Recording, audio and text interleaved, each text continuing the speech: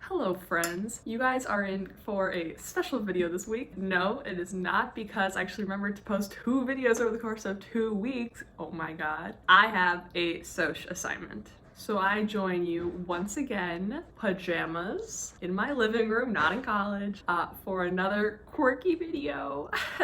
The pajamas part will become relevant later. And to my SOSC professor watching this, hope you enjoy. I'll put the bibliography down in the description below. And just a little context for you, I'm a UChicago YouTuber, I think. So I figured I would make this video public to everyone because that seemed relevant, you know, because then everyone can learn a little SOSC too. And bear with me for 1 second. Remember to subscribe, because how else will you see me complete my SOSC homework if you're not subscribed? For all the viewers at home, my assignment was to talk about a concept from Émile Durkheim's book, Division of Labor in Society, also known as de la division du travail social.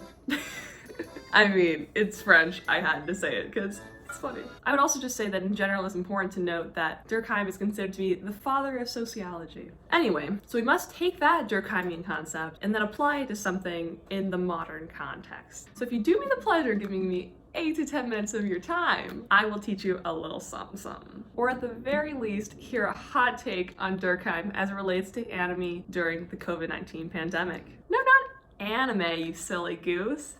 ANOMIE. It's more intellectual than that. First, I think it's relevant to talk about what ANOMIE is and where it comes from broadly. Generally, for Durkheim, ANOMIE is a social upheaval, a collective depression that stems from the breakdown of social standards and values. We can say this social upheaval of ANOMIE comes from 1, division of labor, and 2, rapid social change. I'll explain what that means. Now, back in the olden days, we could say that societies largely exhibited mechanical solidarity. Think something like 1,000 people named John and Mary in the 14th century working on the family farm and sewing their socks and stuff. So people had solidarity because they all had the same religion, the same experiences, and maybe they were friends because they could complain about the same things and they didn't need each other for important tasks because they were self-sufficient. They might have a king to make the rules, but that's it. As societies progressed, people began to take more specialized jobs and use that skill to trade with other people. This is different than mechanical solidarity, organic solidarity to be specific. And this way, through the division of labor, society becomes more complex. So people might have different experiences, different religions, but they all depend on each other more overall. Ultimately, organic solidarity comes down to the safety net that we provide each other. Not everyone knows each other, but we help each other out. For organic solidarity, Durkheim loves to compare society to organs in a body. Everyone has a unique function that contributes to the whole. And through this regulation, we usually have economic equilibrium. Producers make goods when they have the comparative advantage, when it's profitable, and consumers will buy those goods based on their demand. Because everyone has such different skills, the individual is less important. Rather, society focuses on how they should get along: manners, ethics, dignity. Now, organic solidarity is pretty sweet. But how does ANOMIE come from it? Obviously, back in 1893, Durkheim didn't have any pandemics to talk about, so instead he blames the division of labor as the cause for ANOMIE, the taking away of craftsmanship in exchange for factory labor. He's saying that people would go to factories and feel depressed about their lives because they weren't being engaged enough. Button pressing isn't exactly the most social activity. And I should know, because that was my job last summer. I'm getting sidetracked. So if you're asking yourself, Reese, how does this relate to Rona? Well, let me tell you. This is where we get into the whole second cause of ANOMIE, the whole rapid social change part. So doesn't that sound familiar already? Durkheim knows that all this social change and industrial progression happened incredibly quickly. In fact, too fast for businesses to catch up and hit that equilibrium point. For us, I would say that the machinery didn't have to change, but the mechanics within that machinery did.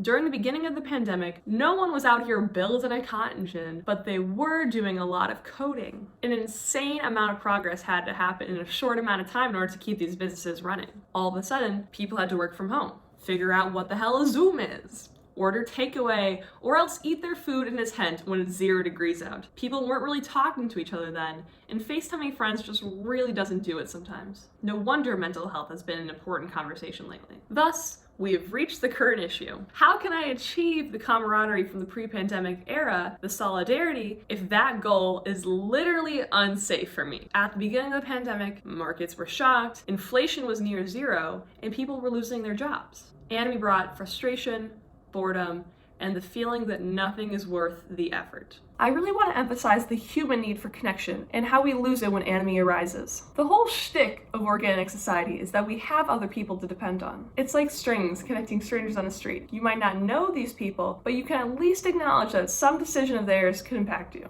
If those strings are cut, we as people hold nothing in common with each other. No one sees each other, no one takes any responsibility, people act individualistically, and then society regresses. Most notably, poof! There goes the social regulation, the moral code. Time to go take the minivan to Costco, buy 5 64-packs of toilet paper, because screw everyone else. Am I right? Past Reese here. So now as I sit here, writing this uber long script, hopefully you know enough about ANOMIE to just continue on your life. I mean, I can say that the world's in a state of ANOMIE, but that's a pretty big ticket item if you get what I'm saying. The thing is, hello less well put together version of Reese.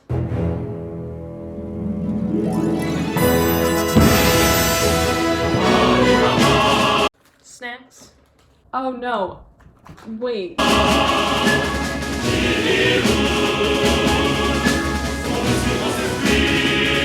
We can't go out. What are you talking about? Well, if you're going to go out, you can wear that. Well, again, we can't. Reese, if we're going to go out, I can't have you looking like that. It'll disturb all my adoring fans. Well, why not? I think as a collective, we've decided that we don't want to see you without your hair or your teeth brushed. It's like social law. Well, this past year I've seemed to get away with it. I don't think anyone cares. You see, I roll out of bed, flip my hair like this, and then I'm ready for SOSC. It's easy. That's awful. What's the point anymore, you know? You're never around, and I have no one to impress. I'm investing more time in me. Well, social norms are actually pretty nice though. You know, when I sign off on Zoom... What? When I sign off on Zoom, everyone expects me to have my camera on. I need to look nice, and then I need to wave before signing off? No, useless. I mean, who is that for? Not me. I will save myself the 10 seconds, thank you. Well, haven't you considered that it's the nice thing to do? Like, if you're going to go outside wearing pajamas, at least wear the nice ones, because then we can pretend like society hasn't regressed. Oh, what difference does it make? You need to start holding yourself to a higher standard. Just because I'm not always there to tell you that you look awful does not make it okay. This is not okay. Look, everyone has to stay home too. You can at least take solace in the fact that everyone can go complain together and you can go wake up a minute before your class and still be on time. This is a once-in-a-lifetime opportunity for you. Yeah, you're right. Let's go to the cinema or something. Movie theaters are closed, Reese. Then what should we do? Scooter in public because nothing matters anymore? I'm good, thanks. Okay, I'll do it myself then. Idiot. Just back from the grocery store. That was fun.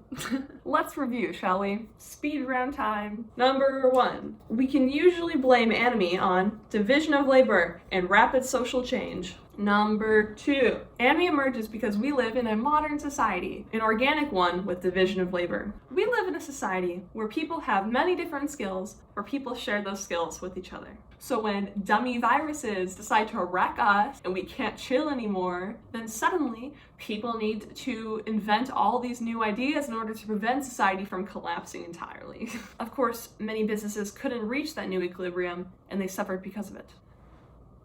Number 3. That brings us to the intended goal of my skit. People get a little bit individualistic, to say the least. A key feature of ANOMIE is the breaking down of societal standards. Whether that's dressing terribly, not waving on Zoom, the stealing and hoarding of toilet paper, that's ANOMIE. I hope you guys can all take away a greater understanding of Monsieur Émile Durkheim and his concept of ANOMIE. And to my SOSC professor, I hope this video pleases you. This is probably the hardest I've ever worked on any of my YouTube videos. And of course, everyone can now learn about Durkheim. Yeah! That was fun. Anyway. Bye!